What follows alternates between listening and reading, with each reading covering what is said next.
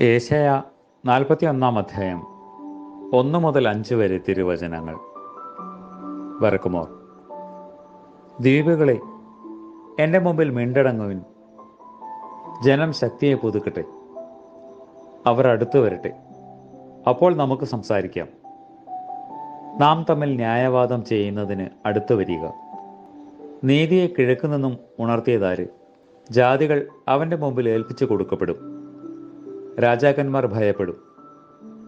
അവൻ അവരുടെ വാളിനെ പൊടി പോലെയും അവരുടെ വില്ലിനെ പറന്നു പോകുന്ന താളടി പോലെയും ആക്കിക്കളയും. അവൻ അവരെ പിന്തുടർന്ന് നിർഭയനായി കടന്നു ചെല്ലുന്നു. പാതയിൽ കാൽ വെച്ചല്ല അവൻ പോകുന്നത്. ആരാണ് അത് പ്രവർത്തിക്കുകയും അനുഷ്ഠിക്കുകയും ചെയ്തത്? ആദ്യം മുതൽ തലമുറകളെ വിളിച്ചവൻ, ദൈവമായ ഞാൻ ആദ്യനും അനന്യനുമാകുന്നു. ദ്വീപുകൾ എന്നെ കണ്ട് ഭയപ്പെട്ടു.